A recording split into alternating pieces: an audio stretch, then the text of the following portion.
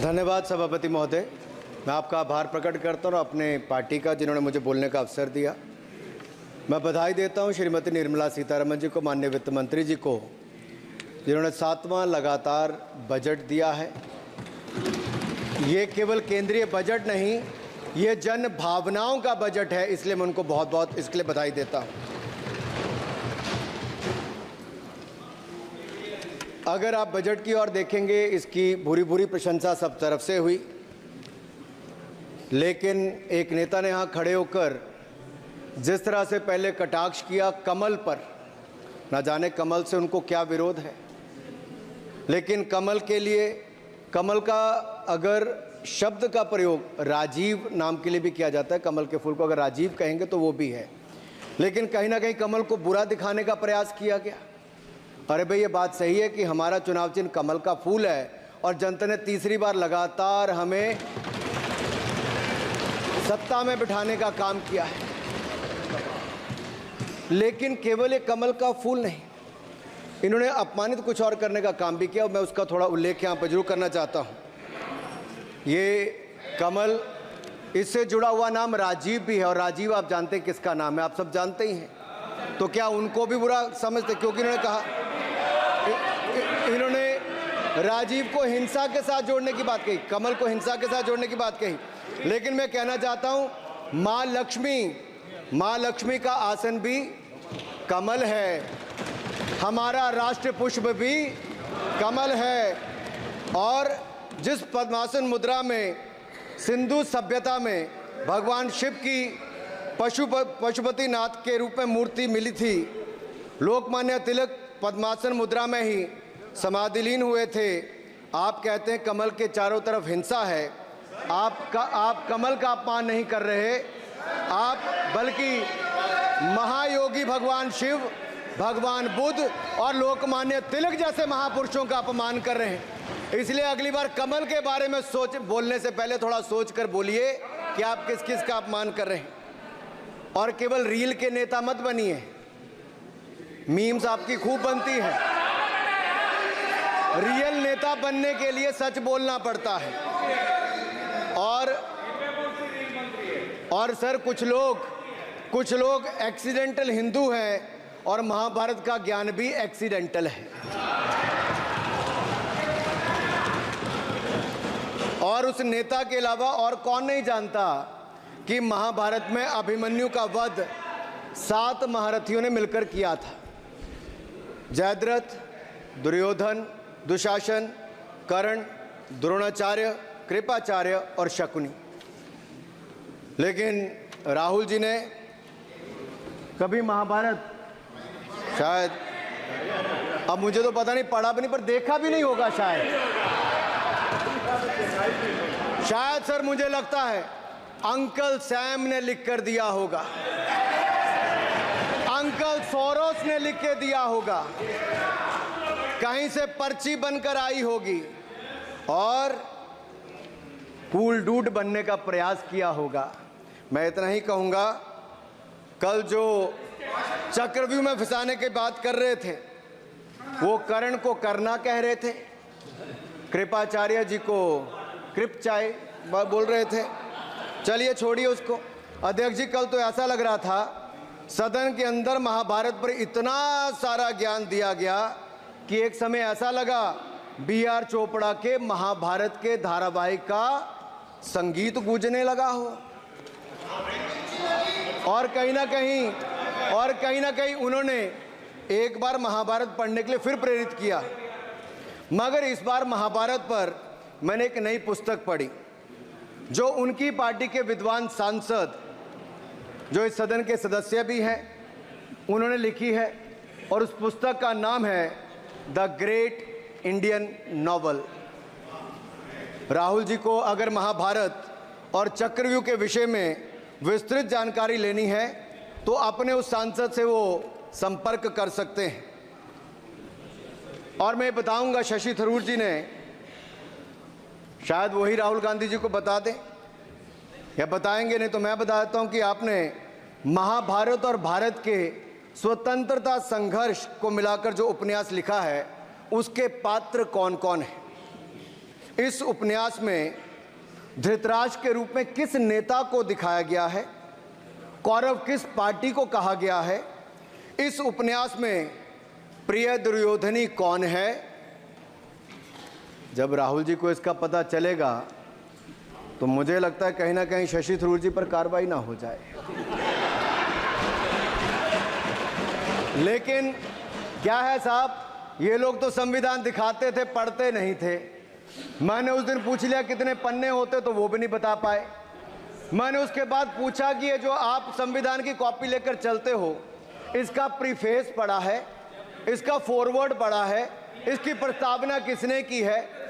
के वेणुगोपाल जो solicitor general इनकी सरकार के समय भी रहे होंगे, सीनियर एडवोकेट हैं, या गोपाल शंकर नारायण जो सीनियर एडवोकेट हैं, उन्होंने उसकी प्रस्तावना की थी और प्रस्तावना में लिखा था कि कैसा काला अध्याय वो इमरजेंसी का समय था। और ये संविधान जो डॉक्टर BR अंबेडकर जी ने दिया, अगर ये नहीं दिया होता तो आम जनमानस को अपने अधिकारों का पता भी नहीं लगता। लेकिन इन्होंने तो उसको पढ़ा ही नहीं था, लेकिन केवल कॉपी दिखा रहे थे इतने दिनों से साहब। ऐसे ही महाभारत पर भी ऐसी हालत लग रही है। और मुझे लगता है, और नहीं तो गूगल दादा तो थे, इनसे पूछ लेते आप क्या करते हो साहब, साथ में कुछ बताया करो। सर इस उपन्यास के, माननीय सभापति जी, इस उपन्यास के मुताबिक जिस पार्टी के सर्वे सर्वा आप हैं, उस उपन्यास के वही कौरव पार्टी है। मैं अपनी तसल्ली के लिए कुछ पंक्तियों को यहां उद्धृत कर देता हूं। मैं कोट कर रहा हूं सर, पेज नंबर 245 से।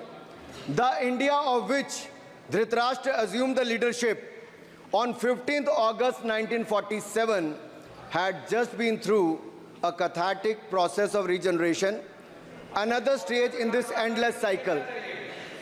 अब 15 अगस्त 1947 को प्रधानमंत्री के रूप में मोदी जी तो नहीं थे, और ये कह रहे हैं कि जिन्होंने 15 अगस्त 1947 को उस समय वो सत्ता ली थी, वो धृतराष्ट्र थे।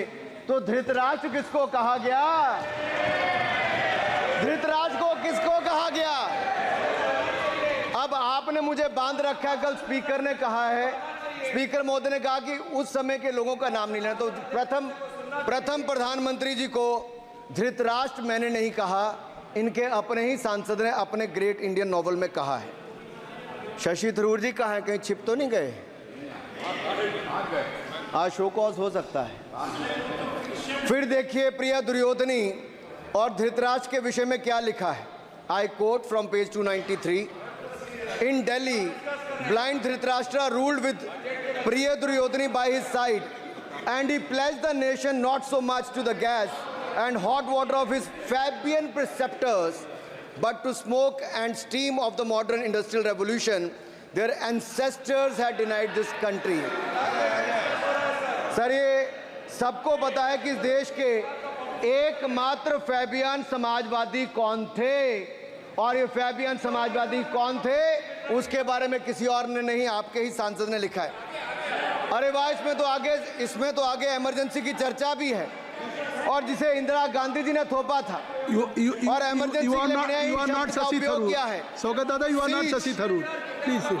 ये देश इनकी यातनाओं का सर भुगत भोगी रहा इमरजेंसी के समय, और वो काला खंड, वो काला अध्याय वो देश कभी भूल नहीं पाएगा, जिसने देश के लोगों को कठिन शब्द इमरजेंसी के बारे में भी बताया। सर तो हम चर्चा कर रहे थे द ग्रेट इंडियन नॉवल के अध्याय 7th बुक की, जिसमें प्रिय दुर्योधनी और उनके प्रिय पात्र शकुनी शंकर डे देश में आपातकाल लगाने की योजना बना रहे थे। सर मैं पढ़ता हूं कि शकुनी ने क्या कहा। I quote, What you could do now is to declare an internal siege, a grave threat to the stability and security of the nation from internal disruption. जिस बुक को आप कोट कर रहे हैं, उस बुक को आप सबमिट कर दीजिए। मैं कर दूंगा साहब, एक कॉपी आपको भी भिजवा दूंगा साहब, एक टेबल पे भी रख दूंगा। So what you could do now is to declare an internal seize, a grave threat to the stability and security of the nation from internal disruption. No one has ever defined the permissible procedures under an internal seize, which leaves it to more or less up to us to define them, Shakuni added. And the next, sir, from page 366, I quote, not to mention censorship of the press. Press hai? Not to mention censorship of the press, which is nowhere explicitly ruled out in the Constitution. Suspension of certain fundamental rights, free speech, assembly, and that sort of things, and measures to put up the judiciary in their place, said Shakuni. Kindly sit down. Sir, Kindly sit down. ये किसी और ने नहीं, और मैं कहना चाहता हूं सर, माननीय अनुराग जी, एक किताब गौरव जी को भी भिजवा दीजिएगा। मैं खरीदेंगे सर, मैं कॉपी गौरव जी को भिजवा दूंगा सर। सर, इसमें जिनकी मैं बात कर रहा हूं वो हमारे उस समय की, सर उस समय की प्रधानमंत्री थी जिन्होंने इमरजेंसी लगाई थी। एक नेता की स्वर्गीय दादी जी भी हैं, और मैं उनके नाम के आगे प्रियदर्शिनी भी लिखा जाता था, और उन्होंने इमरजेंसी लगाई थी। लेकिन माननीय सभापति जी, मैं कहना चाहता हूं, दुशासन और दुर्योधन दोनों बहुत ही दुष्ट और बदमाश हो सकते थे, लेकिन उन्होंने भी कभी इमरजेंसी नहीं लगाई थी। दुशासन और दुर्योधन दुष्ट भी हो सकते हैं, दुश्मन भी हो सकते हैं, बदमाश भी हो सकते हैं, लेकिन उन्होंने भी इमरजेंसी नहीं लगाई थी। सर, पूरे उपन्यास में 74 बार कौरव और कौरव पार्टी की चर्चा हुई, हर एक में कांग्रेस का चरित्र झलकता है। राहुल जी सदन में हजारों साल पूर्व हुए महाभारत की कहानी सुना रहे थे, मगर उनकी अपनी पार्टी के पढ़े लिखे एक विद्वान पूर्व मंत्री और सांसद आज के महाभारत की कहानी लिखते हुए बताते हैं कि कौन कौरव था, कौन शकुनी था, कौन धृतराष्ट्र था, कौन दुशासन था, कौन दुर्योधन था, कौन कर्ण था। जरूर पढ़िएगा, सबके किरदार उसी में मिलने वाले हैं। और शायद जिस समय शशि थरूर जी लिख रहे थे, उस समय आपका टैलेंट इनको पता नहीं था, नहीं तो 100 पन्ने तो आप पे ही लिख देते साहब। आप चाहते कार्रवाई हो जाए। माननीय सभापति जी,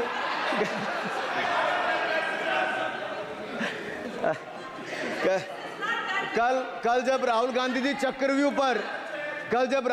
चक्रव्यूह पर बहुत ज्ञान दे रहे थे, तो पीछे दो लोग, कुमारी शैलजा जी और दीपेंद्र जी, बैठकर मुस्कुरा रहे थे।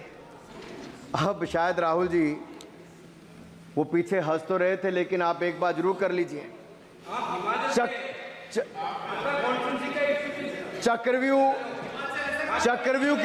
चक्रव्यूह के परिप्रेक्ष्य में इन दोनों से बेहतर कौन बता सकता है हरियाणा के चुनाव आने वाले हैं। जान लीजिए कि कौन शकुनी है और कौन अभिमन्यु है, नहीं तो बहुत देर हो जाएगी।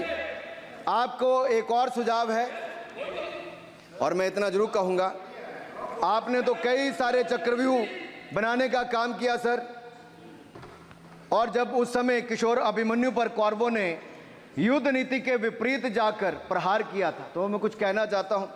इतने में पुत्र दुशासन ने पीछे सा था वार किया, निष्प्राण हुए एक गदा से सिर पर था प्रहार किया। मां धरती की गोद में वह आंख मूंद कर सो गया, अंबर का तेजस्वी तारा धूमकेतु सा खो गया। लेकिन कोई तारे का तेज फीका नहीं कर सकता, वीर गति पाकर अमर हुआ हो कभी नहीं मर सकता है। पुत्र सुभद्रा कुरुक्षेत्र में जिसकी अमर कहानी थी, 9 माह में सीखी विद्या जब 16 साल जवानी थी। अब उस अभिमन्यु को, जिसने सारे चक्रव्यूह को तोड़ने का काम किया, मैं इतना ही कहूंगा, चक्रव्यूह का प्रसंग छेड़कर आपने अच्छा किया। इस देश ने बहुत सारे चक्रव्यूह देखे, कांग्रेस का चक्रव्यूह सर, इसके 7 किरदार मैं बताता हूं सर। पहला कांग्रेस, दूसरा पंडित नेहरू, सर नाम लेने के लिए मना किया, मैं दूसरी तरह से बोलता हूं। पहला कांग्रेस, दूसरे पहले प्रधानमंत्री एनजी, फिर तीसरा किरदार आईजी पूर्व प्रधानमंत्री, चौथा आरजी1 उस समय के प्रधानमंत्री, पांचवा एसजी, छठवां आरजी2 और सातवां आप सब जानते ही हैं। आप समझदार हैं, समझ गए होंगे। सर पहले चक्रव्यूह ने देश को विभाजन कराया, पहले चक्रव्यूह ने देश का विभाजन करवाया, और दूसरे जो एनजी उन्होंने देश को कश्मीर की समस्या दी और चीनियों को भारत की भूमि सौगात में दी, चीनियों को भारत भूमि सौगात में दी। सर तीसरे चक्रव्यूह आईजी ने, पूर्व प्रधानमंत्री आईजी ने देश को आपातकाल दिया, इमरजेंसी दी और पंजाब में अशांति दी। चौथे जो आरजी1 है, आरजी1 ने बोफोर्स दिया और सिखों का निस्सहार किया।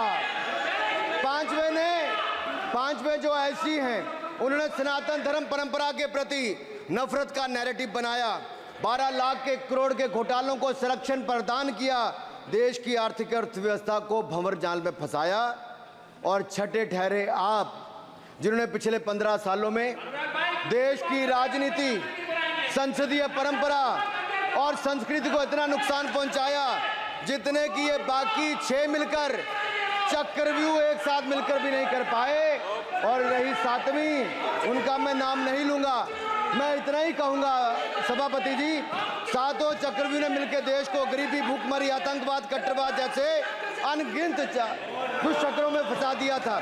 देश को हमने इन आपके दुष्चक्रों से बचाया है, आजाद कराया और माननीय प्रधानमंत्री मोदी जी के नेतृत्व में विकास रथ को आगे बढ़ाया। आज दुनिया में भारत को 5वीं बड़ी अर्थव्यवस्था बनाया। आप जिस अभिमन्यु को घेरने की कोशिश पिछले 22 सालों से कर रहे हैं, गुजरात से लेकर दिल्ली तक, आपके योद्धा और आपकी सरकारें निपट गई, लेकिन आप उनको घेर पाए क्योंकि वो जनता के दिलों में बसे हैं। आज यहाँ 293 अभिमन्यु बैठे हैं, भले ही आपके पास करण जैसे धुरंधर हो, शकुनी जैसे कुटिल रणनीतिकार हो, धर्म हमारे साथ है, धर्म हमारे साथ है। भले ही आपके पास नारायणी सेना हो, लेकिन स्वयं भगवान कृष्ण हमारे साथ है, स्वयं भगवान कृष्ण हमारे साथ है।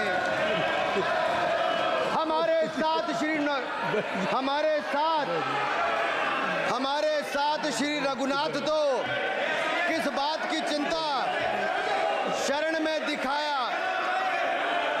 माननीय सभापति जी, हमारे साथ श्री रघुनाथ तो किस बात की चिंता शरण में रख दिया जब मात, तो किस बात की चिंता। हमारे साथ तो जनता रूपी रघुनाथ है और आगे भी रहने वाला है। आप देखिए, ये कल से हलवा बांटने की बात कर रहे थे। अध्यक्ष महोदय, झूठ के पैर नहीं होते, ये झूठ अक्सर कांग्रेसियों के कंधे पर सवार होकर सैर करते हैं, जैसे मदारी के कंधे। सर इसको देखिए, माननीय सभापति जी, झूठ सब के बजाय आप असत्य कहें, झूठ असंसदीय है, उसको हम कार्रवाई का हिस्सा नहीं मानेंगे। असत्य कहें। माननीय सभापति जी, I have already given ruling, mister Venugopal ji, I have given ruling, please. माननीय सभापति, असत्य के पैर नहीं होते, असत्य के पैर नहीं होते, और ये असत्य अक्सर कांग्रेसियों के कंधे पर सवार होकर सैर करता है। जैसे मदारी के कंधे पर बंदर होता है, वैसे ही राहुल जी के कंधे पर झूठ का बंडल होता है। जैसे मदारी के कंधे पर बंदर होता है, वैसे ही राहुल जी के कंधे पर झूठ का बंडल होता है, जिसे वो रोज यहाँ परोसते हैं। ये बजट पर, सदन पर। माननीय सभापति जी, जिस व्यक्ति को बजट निर्माण की प्रक्रिया का पता ना हो, संसदीय कार्य में रुचि ना हो, मात्र अध्यादेश को फाड़ने का काम किया हो, उससे क्या अपेक्षा की जा सकती है। मैं पूछना चाहता हूँ, हलवा किसको मिला? मैं पूछता हूँ, हलवा किसको मिला? राहुल जी बताइए, हलवे की बात की थी, जीप घोटाले का हलवा किसने खाया? वो फोर्स घोटाले का हलवा किसने खाया? अंतरिक्ष देवास घोटाले का हलवा किसने खाया? नेशनल हेराल्ड के घोटाले का हलवा किसने खाया? सबमरीन घोटाले का हलवा किसने खाया? अगस्ता वेस्टलैंड घोटाले का हलवा किसने खाया? 2G स्कैम हलवा किसने खाया? कॉमनवेल्थ स्कैम का हलवा किसने खाया? कोयला घोटाले का हलवा किसने खाया? वाल्मीकि योजना घोटाले का हलवा किसने खाया? चारा घोटाले का हलवा किसने खाया? यूरिया स्कैम का हलवा किसने खाया? राहुल जी, हलवा मीठा था या फीका? माननीय सभापति जी, कुछ लोग ओबीसी की बात करते हैं। मैं ये कहता हूं, इनके लिए ओबीसी है। गौरव सुनिए, गौरव बड़ा इंपॉर्टेंट है। आप kindly address to the chair. माननीय सर, इनके लिए ओबीसी का मतलब है only for brother in law commission, only for brother in law commission. और only for brother in law commission के लिए काम करने वाली पार्टी अदर बैकवर्ड कास्ट की बात करती है तो आर्नी को भी पंखे के साथ लटकर आत्महत्या कर लेनी चाहिए। मतलब जिस पार्टी ने अपने पार्टी के अध्यक्ष जो एक पिछड़े वंचित समाज से आते थे, उनको धोती से खींचकर पार्टी से बाहर निकाल दिया हो, उसके शहजादे हमें ज्ञान बांट रहे। अरे साहब, इनको पहले तो एलओपी का मतलब समझना पड़ेगा। ये लीडर ऑफ प्रोपेगेंडा नहीं, लीडर ऑफ ऑपोजिशन है। इसका मतलब लीडर ऑफ ऑपोजिशन है। On behalf of सर, ये लीडर kindly listen me. माननीय अध्यक्ष जी, माननीय अध्यक्ष जी, मैं जवाब आपका दे रहा हूँ। माननीय सभापति जी, माननीय मंत्री जी, एक मिनट चुप है। सुनिए, माननीय गौरव जी, आप या माननीय सदस्य जो कह रहे हैं, मैं समझता हूं कि माननीय राहुल जी एलओपी, उन्होंने भी बात कही सरकार पे या सरकार के मंत्रियों के लिए नाम लिया, तो उसका जवाब अगर वो दे रहे हैं, अनपार्लियामेंट्री वर्ड जो होगा उसको मैं स्पंज करता हूँ। मैं अनपार्लियामेंट्री मैं उन्होंने झूठ कहा था, मैंने उसको स्पंज कर दिया। मैंने स्पंज कर दिया। अनुराग ठाकुर जी। सर, माननीय अध्यक्ष जी, माननीय सभापति जी, आप देखिए, मैं इतना ही कहना चाहता हूं कि अब झूठ परोसना बंद कर दें, क्योंकि एलओपी का मतलब लीडर ऑफ प्रोपेगेंडा नहीं, लीडर ऑफ ऑपोजिशन होता है। अब ससंदी है, ठीक है, असत्य है, निराधार। जी सर, जी, उसके ठीक है, निराधार है सर। ओबीसी की बात, जनगणना की बात बहुत की जाती है। माननीय सभापति जी, जिसकी जात का पता नहीं वो गणना की बात करता है।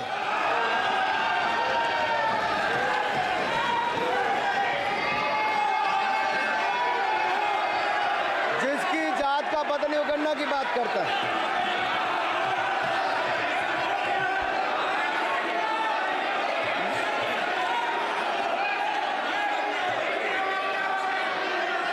माननीय सभापति जी,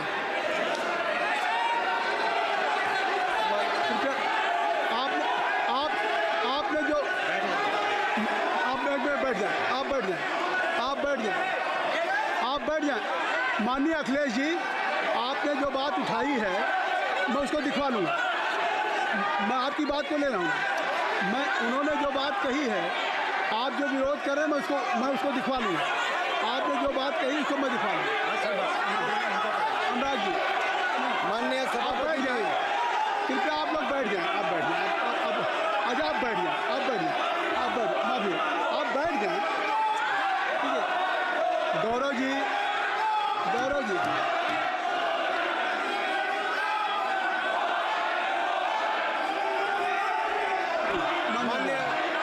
माननीय सभापति जी, मैं आपको याद कराना चाहता हूँ, इसी सदन में एक पूर्व प्रधानमंत्री जी ने RG1 ने ओबीसी को आरक्षण देने का विरोध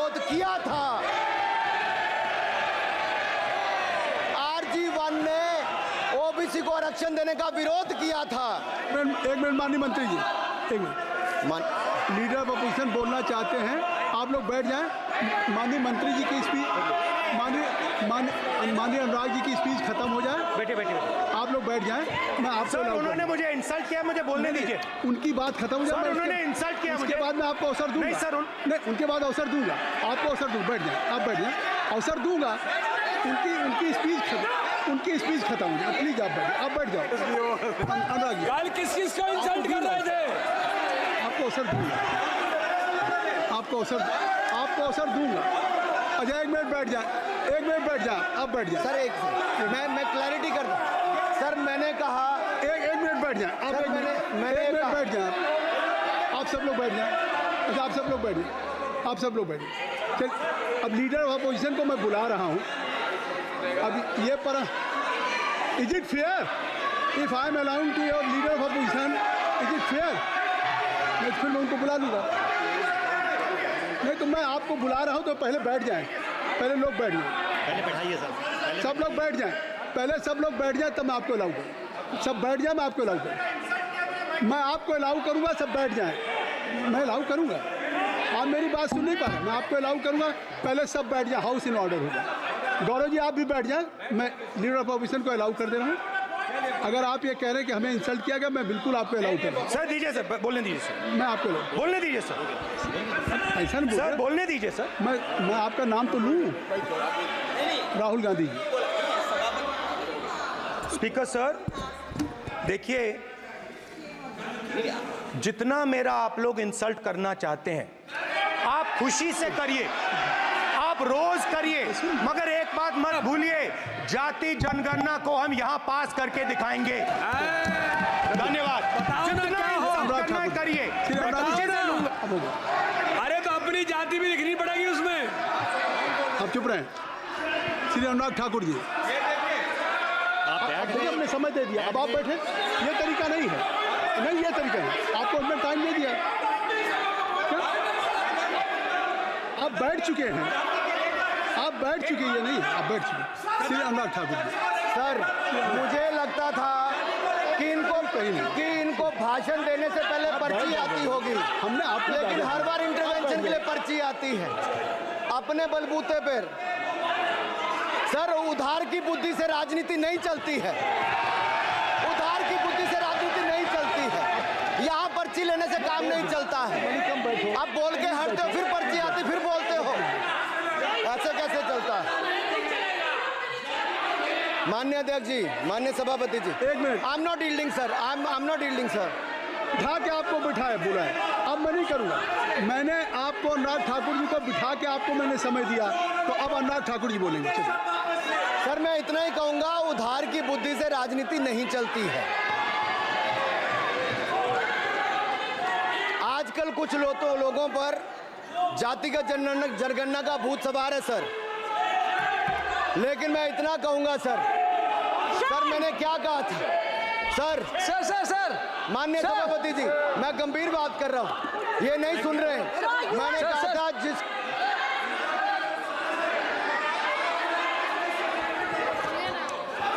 ठाकुर टैगोर प्लीज। माननीय सभापति जी, I have already given an opportunity to Rahul Gandhi ji. Rahul Gandhi ji अपनी ही हैज एक्सप्रेस हिज फीलिंग, जो उनको था। नहीं आप बेल से बाहर आ जाए, कृपया आप बेल से आ जाएं। फिर मैं उनको फिर समय दे दूंगा। जी सर मैंने कहा था कि जिसको जात का पता नहीं वो गणना की बात करता है। मैंने नाम किसी का नहीं लिया था सर, नाम तो किसी का नहीं लिया था, नाम किसी का नहीं लिया था, लेकिन जवाब देने कौन खड़े हो गए? सर मैं कहना चाहता हूं माननीय सभापति जी, अगर आप देखेंगे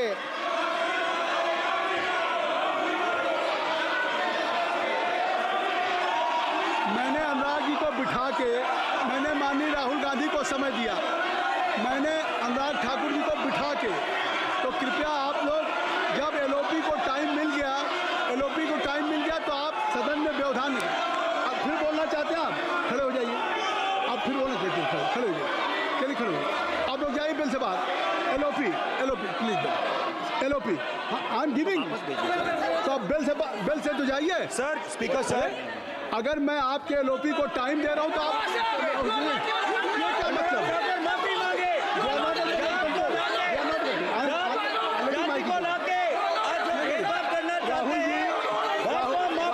राहुल गांधी जी, हमने आपको समय दिया, अपने मेंबर से कहिए कि बैठे तब तो आप बोलेंगे, बैठिए तब तो बोलेंगे भाई। राहुल गांधी जी कह रहे तब तो बोलेंगे। आप अंदर आइए, चलिए। आई सबको ले जाइए प्लीज। सर माइक लीजिए सर। एक मिनट, माइक मिल जाएगा आपको, माइक मिल जाएगा। बेल खाली कर दीजिए। इतनी अच्छी वर्षा, पूरा देश इतनी अच्छा बजट पे स्पीच दे रहा है। You have already spoken. Rahul ने कह दिया। अभी अब आप अपने लीडर का सम्मान करें। हमने आपके लीडर को दूसरी बार फिर बुला रहा हूं, आप अपने लीडर का सम्मान करें। हाउस के एलओपी हैं और अगर मैं उनको दूसरी बार बुला रहा हूं, उनको बिठा दिया माननीय सदस्य को, तो कृपया आप लोग तो कम से कम इस बात को महसूस करें। मिस्टर केसी मैं please don't be mister Rahul Gandhi, आप लोग बैठिए। राहुल स्पीकर सर, बोलने का मन क्या था? स्पीकर सर, सर माइक नहीं सर, माइक यहाँ से नहीं जाती। स्पीकर सर, मैं नाम जो ले भी लूंगा, माइक आ जाएगा। स्पीकर सर, जो भी इस देश में दलितों की, आदिवासियों की, पिछड़ों की बात उठाता है, जो भी उनके लिए लड़ता है, उसको गाली खाना ही पड़ता है।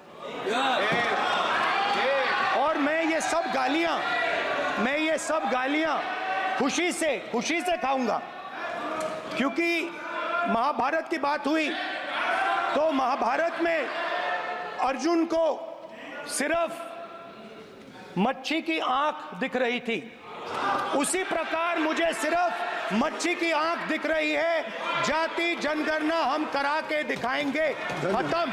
आपको जितनी गाली देनी है आप दीजिए, हम खुशी से लेंगे। धन्यवाद। गौरव, धन्यवाद। श्री अनुराग ठाकुर जी। गौरव जी, नहीं गौरव जी, आप देखिए। गौरव जी, आप तो हमें समय दीजिए। खत्म हो जाएगा सर। श्री राहुल गांधी, खत्म हो जाएगा सर। श्री राहुल गांधी प्लीज राहुल गांधी जी, ये तय कर ली। मुझे जब आप चाह रहे हैं मैं आपको बोलने का अवसर दे रहा हूं। हाँ सर, तो कम से कम गौरव जी आपके बोलने के बाद ऐसी परिस्थिति न क्रिएट करें कि स्पीकर सर, सदन को चलाने की जिम्मेदारी जितनी सत्ता पक्ष की है उतनी प्रतिपक्ष भी है। अनुराग ठाकुर जी ने मुझ पर गाली दी है। नहीं, कोई बात नहीं। मुझे सब बोलने दीजिए सर। मुझे उनको बोले सर, अनुराग ठाकुर जी ने मुझे इंसल्ट किया है, मगर मैं अनुराग ठाकुर जी से कोई माफ़ी नहीं चाहता हूं। मुझे कोई माफ़ी की ज़रूरत नहीं है। मैं लड़ाई लड़ रहा हूं। जितनी आपको गाली देनी है मैं आपसे कभी माफ़ी नहीं मांगूंगा। मुझे आपकी माफ़ी नहीं चाहिए। राहुल गांधी जी, मैं चेयर पे हूँ और चेयर का काम है कि अगर कहीं भी कोई असंसदीय या किसी को गाली दी गई तो मैं उसको देखूंगा, मैं उसको कार्रवाई निकालूंगा, मिस्टर के उसको निकलवाऊंगा। ठीक है, आप नहीं कर रहे हैं, लेकिन अगर दी है तो मैं उसको कार्रवाई का हिस्सा दिखवा के उसको स्पंज करूंगा। ठीक, आपने कह दिया। सुन रहा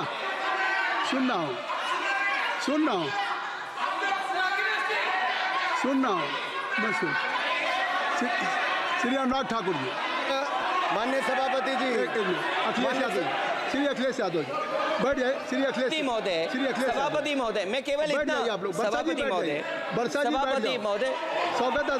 अभी क्या तरीका है? सभापति महोदय, मेरा आपसे केवल इतना निवेदन है। माननीय मंत्री रहे हैं, बड़े दल के नेता हैं, मंत्री रहे हैं, बड़ी बात कर रहे थे। मैं महाभारत, शकुनी, ये सब बातें कह रहे थे, दुर्योधन तक यहाँ ले आई है। मैं केवल सभापति महोदय इनसे ये पूछना चाहता हूँ, आपने जाति कैसे पूछ ली है बताइए बस। आप जाति कैसे पूछ सकते हैं? आप बताएं, जाति कैसे पूछ सकते हैं? आप पूछ के दिखाओ जाति तुम। आप जाति कैसे पूछोगे तुम? कैसे पूछोगे जाति? आप बैठ नहीं, जाति नहीं पूछ सकते आप। आपने कह दिया ना। अब आप हमारी जाति नहीं पूछ सकते। आप हमारी व्यवस्था सुन लें, आप मेरी व्यवस्था सुन लें। कोई सदन में किसी की जाति नहीं पूछेगा। अनुराग ठाकुर जी, मैंने उसको स्पष्ट कर दिया। श्री अनुराग ठाकुर जी, माननीय सभापति जी, बात आ गई। अब माननीय सभापति जी, उस समय के प्रधानमंत्री स्वर्गीय आरजी वान जी ने यही कहा था कि ओबीसी के आरक्षण का विरोध करता हूं। ये तो सदन में है। आरजी वान ने कहा था कि मैं ओबीसी को आरक्षण का विरोध करता हूं। अब ये तय करें कि वो सही थे या ये सही हैं, और आपकी पार्टी गलत थी कि आप गलत हैं, और वो पिछड़ा विरोधी थे कि आप पिछड़े के पक्ष में हो। और उस समय की पूर्व प्रधानमंत्री आईजी ने कहा था कि जात पर ना पात पर। अभी मैंने तो कहा नहीं सर, उस समय कहा गया था। और इसी तरह से ही कृपया अपना भाषण संक्षिप्त सर, करें। मंडल आयोग की रिपोर्ट हो, काका कालेलकर की रिपोर्ट हो, इस पर कौन वर्षों तक बैठा रहा सर? जवाब देना होगा इनको, कौन देगा जवाब? अगर उस समय उसको लागू कर दिया होता तो आज ओबीसी के अधिकारी भी ज्यादा होते, बाकी भी होते। और यही नहीं सही, इन्होंने दलित के साथ, आदिवासी के साथ, ओबीसी के साथ विरोध किया। ओबीसी कमीशन को तो संवैधानिक दर्जा भी नहीं दिया। अगर संवैधानिक दर्जा दिया तो मोदी सरकार ने आकर दिया है, माननीय अध्यक्ष जी। और मैं इस सदन के लिए पढ़ देता हूं सर। नेहरू जी ने 1961 में आरक्षण के विरुद्ध में लिखा था, I quote, I react strongly against anything which leads to inefficiency and second rate standards. I want my country to be a first class country in everything. The moment we encourage the second rate we are lost, I unquote. ये किसने कहा? देश के पहले प्रधानमंत्री ने कहा। आप उससे सहमत हो कि नहीं सहमत हो बताइए? माफी मांगोगे उसके लिए कि नहीं मांगोगे? कृपया चेयर को आप एड्रेस करें। आप चेयर को एड्रेस करें अनुराग जी। सर मैं इतना ही कहूंगा और समाप्त करें। लहजे में बदजुबानी, चेहरे पर नकाब लिए फिरते हैं, वो जिनके खुद के बही खाते बिगड़े हैं वो हमारे हिसाब लिए करते हैं। बहुत बहुत धन्यवाद। नहीं सर, मेरे एक मिनट सर, मैं एक बात क्लियर कर दूं सर, मैंने किसी का नाम लेकर नहीं कहा, लेकिन कोई अपने आप क्यों खड़ा हुआ? मैंने किसी का नाम नहीं लिया था। आप रिकॉर्ड चेक कीजिए सर, आप रिकॉर्ड चेक कीजिए। और सर ये सारी बातें अगर आप देखेंगे, सबका साथ सबका, मैं रिकॉर्ड दिखवा लूंगा। आप दिखाइए सर। सबका साथ सबका विकास हमने किया सर। अगर अल्पसंख्यक के रूप में अगर किसी को राष्ट्रपति बनाया गया तो कलाम साहब को अटल बिहारी वाजपेयी जी की सरकार में बनाया गया। रामनाथ कोविंद जी को एससी समाज से आते थे, राष्ट्रपति बनाया गया तो मोदी जी की पहली सरकार में बनाया गया। एक महिला ट्राइबल को अपनी क्षमता के आधार पर अगर देश का राष्ट्रपति बनाया गया तो द्रौपदी मुर्मू को हमारी सरकार। अगर ओबीसी प्रधानमंत्री है तो आज माननीय प्रधानमंत्री मोदी जी। आज सबसे ज्यादा मंत्री एससी एसटी ओबीसी है तो हमारी सरकार में। सर मैं इतना ही कहूंगा। समाप्त करें सर, मैं 2 मिनट में खत्म। 1 minute sir 2 minute. Sir MSP, sir ये एमएसपी की बात कर रहे थे सर। एमएसपी कौन लाया? एमएसपी सर 61 के युग में, उस समय के पहले प्रधानमंत्री जी ने लाए, लेकिन इन्होंने उसको गारंटी क्यों नहीं दिया भाई? 61 के बाद 66 में आप लाए। आप इतने सालों तक क्या करते रहे? क्यों नहीं आपने प्रावधान उसका किया? सर दूसरा मैं कहना चाहता हूं, कर्नाटक में 1200 किसानों की आत्महत्या होगी। 1200 किसानों ने गए आप मिलने के लिए। कितने एससी एसटी ओबीसी थे? कितने एससी एसटी ओबीसी थे?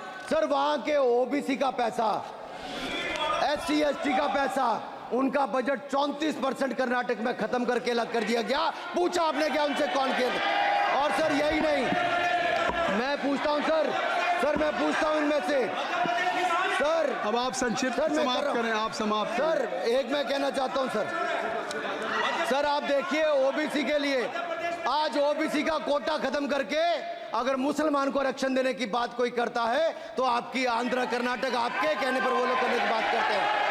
आप यहाँ पे ओबीसी की बात करते हो सर। माननीय सभापति जी, मैं एक बात और कहना चाहता हूँ यहाँ पर।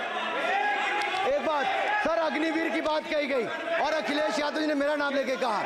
सर मैं हिमाचल प्रदेश से आता हूँ, बहुत छोटा राज्य, 70 लाख की आबादी है सर देश में कारगिल के समय सबसे ज्यादा शहादत दी तो हिमाचल के वीर सपूतों ने दी। 4 परमवीर चक्र विजेता हुए, 2 हमारे यहाँ से हुए। 1 रैंक 1 पेंशन ये बात 40 साल तक इन्होंने दी। सर अगर दी तो प्रधानमंत्री नरेंद्र मोदी जी ने आकर दी। और यही नहीं सर, अग्निवीर योजना में 100% एम्प्लॉयमेंट की गारंटी है। और हमारी एंटरप्रेन्योर। सर एक बात अंत में लास्ट बात कह रहा हूँ सर, ये लास्ट है सर, मैं एक बात ये आखिरी बात कह रहा हूँ सर, युवाओं के लिए बजट में बहुत कुछ है, नौकरी से लेके इंटर्नशिप से लेके बाकी सब। मैं निर्मला जी को और प्रधानमंत्री जी को बहुत बहुत उसके लिए बधाई देता हूँ। सर स्पेस सेक्टर के लिए 1000 रुपये वेंचर कैपिटल फंड भी दिया गया। सर जिस देश में स्पेस के नाम पर शायद बहुत कम कुछ दिखता था, आज चंद्रयान मिशन की सफलता के कारण दुनिया का पहला देश भारत बना है। सर यही नहीं सर, इनके समय हेमराज का गला रेत कर ले गए थे, वापस नहीं लाए थे, हमने सर्जिकल स्ट्राइक करके अपनी सेना को मजबूत किया सर। डॉक्टर प्रदीप, स्टार्टअप में सर हम नंबर 1 बने। सर आखिरी लाइन है सर 30 सेकंड सर, आखिरी लाइन सर, ये कहते हैं देश में डर का माहौल। सर मैं इतना ही कहूंगा, डर का माहौल है अपराधियों में, डर का माहौल है भ्रष्टाचारियों में, डर का और भय का माहौल है देशद्रोहियों में, अधर्मियों में, कुकर्मियों में, और सबसे ज्यादा डर का माहौल है देश के दुश्मनों में सर, देश के दुश्मनों में। सर अंत में मैं इतना ही कहूंगा कि माननीय निर्मला जी ने 7वां बजट तो लाए, ये जन भावनाओं का बजट है जिसका पूरा सदन पूरी प्रशंसा करता है, और इनको माननीय प्रधानमंत्री जी को बहुत बहुत बधाई और साधुवाद। Doctor Pradeep Panigrahi, doctor Pradeep